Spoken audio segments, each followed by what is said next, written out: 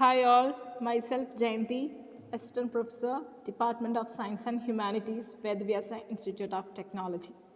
Today going to give a short talk on conventional and non-conventional energy sources.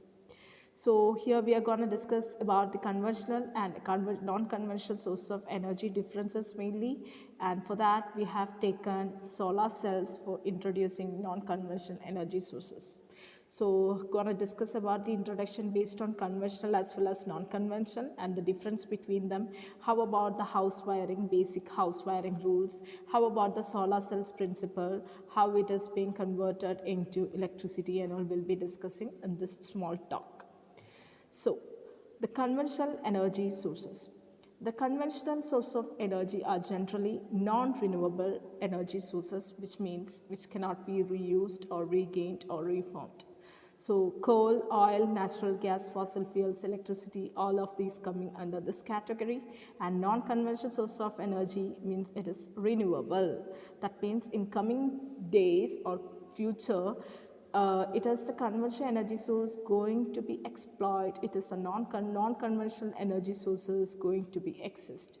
So solar energy, geothermal energy, wind energy, biomass energy, all of these are going to be exist.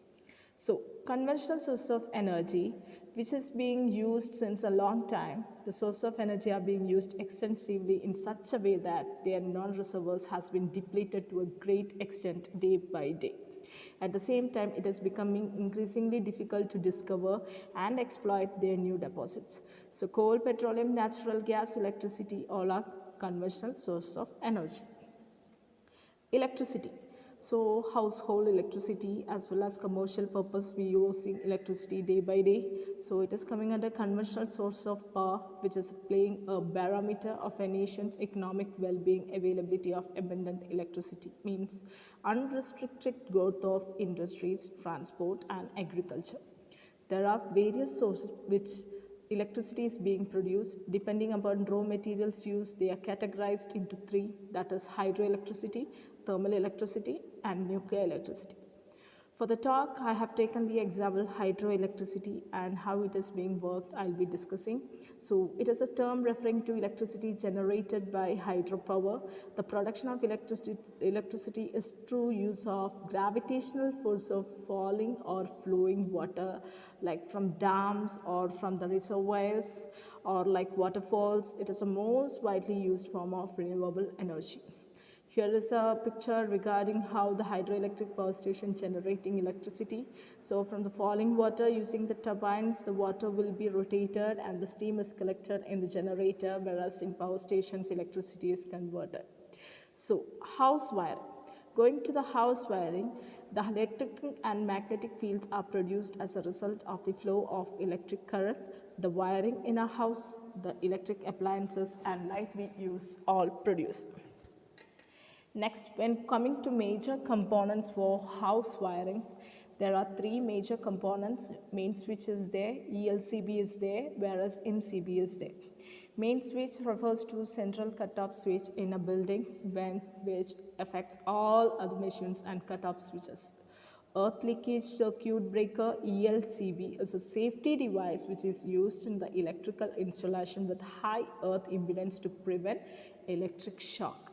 So it is a safety device used in electrical installation as we discussed with high earth impedance to prevent shock. It detects small stray voltages on the metal enclosures of electrical equipment and interrupts the circuit if a dangerous voltage is detected. So once widely used, more recent installations instead use residual current circuit breakers instead detect leakage current directly. So when we coming to MCB, it is another mode of use where it automatically switches off the electrical circuit during abnormal condition of the network, means in overload condition as well as faulty condition. The fuse does not sense, but miniature current circuit breaker does it in more reliable way. So MCB is much more sensitive to overcurrent than fuse. Here is a diagram. It is a circuit diagram drawn based on how one lamp controlled by one switch. So next about the house wiring, where it is connected to different rooms live neutral earth wirings will be there. Accordingly, fuse is connected to prevent extra overload of current where it is being transmitted to different rooms, and you can also see how it is being arranged over socket, outlet, bulb, fan and all. So as it is going to the non-conventional sources, they are already discussed that renewable sources of energy. They are solar, wind, sea, geothermal, biomass. Here we have taken the example as solar energy. Solar energy is produced from sun's radiations. All of you are clear about it because the sun's radiation will be giving us the solar energy. So solar energy can be a major source of power because its potential is 178 billion megawatt. Sun's energy can be utilized as both thermal and photovoltaics. So let's see how solar energy produced and radiated by sun. More specifically, the term refers to sun's energy that reaching the earth. So it is the sun energy is 90% of them it is wasted. So it is by through human activities we have to conserve, we have to consume our energy resource that is sun through such human activities. So it can be converted directly or indirectly into other forms of energy such as heat and electricity. It is inexhaustible source of energy also. So when we come to application of solar energy, the actual and proposed application of solar energy may be considered in three general categories. First one is direct thermal application, that is directly it is converting to the energy, thermal energies. Solar electric applications, energy from biomass and biogas refers to conversions into clean fuels or other energy related product of organic matter derived directly or indirectly from plants which use solar energy to grow. These are the three main applications of solar energies. So solar electric power generation, how can we do that? So the direct conversion of solar energy into electrical energy by means of photovoltaic effect, that is the conversion of light. So sun's ray is in the form of light ray or other electromagnetic radiation into electricity. We can see the photovoltaic effect is defined as the generation of an electromotive force as a result of absorption of ionizing radiation. Energy conversion devices which are used to convert sunlight into electricity by use of photovoltaic effect are called solar cells. So it is a single converter cell called solar cell, or more generally we can say photovoltaic cell. Both are same, and the combination of such cell designed to increase the electric power output called solar module or solar array. So photovoltaic system consists of a solar cell array, a load leveler, storage system, tracking system. Let's see how about a photovoltaic cell. Sunlight, it is being radiated into the anti-reflective coating is there, front contact is there onto the silicon wires which is connected inside. That is what specifically treated semiconductor material. You can see how about the electricity is generated when the sunlight is falling onto it.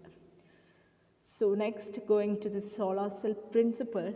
What is the principle behind the working of this lamp or working of this generating of this electricity? When photons from the sun are absorbed in a semiconductor, they create free electrons with higher energies than the electron which provide the bonding in the base crystal. So once these electrons are created, there must be an electric field to induce these higher energy electrons to flow out of semiconductor to useful work, that is nothing but the electricity. So the photons will be absorbed from the sun, will be absorbed by the semiconductor filter in the photovoltaic cells, which creates free electrons there. So finally energies will be getting through which the provide bonding in the base crystal. So once the electrons are created, the electric field will be acting, inducing high energy electrons. So that when the high energy electrons will be introduced to flow out of the semiconductor, they convert them into electricity. To obtain a useful power output from photon interaction in a semiconductor, three processes are required. Let's see. The photons have to be absorbed in the active part of the material, and the result, the electrons being excited to the higher energy potential. The electron hole charge also will be carrier created by the absorption, must be physically separated and moved to the edge of the cell. The charge carrier must be removed from the cell and delivered to a useful load before they lose their extra potential. So, for completing the process of solar cell, which consists of, we have to have semiconductor in which electron hole pairs are created by absorption of incident solar radiation, region containing a drift field for charge separation, charge collecting front and back electrons. So, this is a variation of voltage with time. This is an experiment done by me on the basis of taking a small square feet of a solar cell kept from morning to night, where you can see the time there. At 9 a.m. the voltage obtained is 5.98, where during 9 a.m., 10 a.m., 11 a.m. we all can imagine how about the sun is rising to the peak level. So 9, 10, 11, at 12, since it is a peak time of the sunlight, we can see the value is also the peak value, that is 12. After 12, we can see the change, gradually change in the obtained voltage. It is decreased to 10, 8, 7, 6, likewise as the peak position of the sun is changing. As this is the variation that is shown on the voltage panel according with the time in the solar cells. Here is a graph representing how it is going increased and from the peak point how it is going to be decreased. Next, variation of voltage with time. Next experiment, we have taken 2 to 3 days. We have taken an overall average value is taken for this categorization. So time also same thing. We can see obtained voltage, it is increased, and at 12 it is the peak. And after 12, 1, 2, 3, you can see a change. There is no change in the variations, and you can see after 3 o'clock it has been directly decreasing the value to 2 and to the 1. Here is what happens to the voltage time graph and the variation of voltage with angle of panel from the ground. So that we have to slightly, I have changed the angle of the solar cell panel, which is kept in the during all of these times. So when I kept the solar cell on the base from the ground, it is at a no angle slighted. So the voltage is 9.7. When the angle is changing to each 10-degree changes, the angle also changes, the voltage also changes slightly. So it is 20, 30, 40, 50, 60, 70, 80, 90. Whenever the angle changes, you can see only a slight difference is shown, and this is the graph representing voltage angle of panel graph. So variation of voltage with angle of panel from ground, the variation is not yet that much decreased, it is only a bit slight change, it has been shown, and the graph is showing that directly it is decreasing according with the angle. So voltage according with the angle increases, the voltage also decreases, that is what it representing. So from these values, we plot the graph between voltage and time for different areas. In the graph, the voltage increases with time up to certain limit, then gradually decreases. That is what in the first graph we show. Then the maximum voltage obtained between 12 p.m. to 1 p.m. in the first graph, the maximum values will be in the peak value, that is as 12.22 voltage at 12 p.m. in the graph. So the area I've taken 3 times 10 raised to minus 4 meter square, the maximum value will be 4.8 volt at 1 p.m. So we can see that during the peak time, voltage as well as when the angle of changes, there will be a slight change that is shown in the graphs.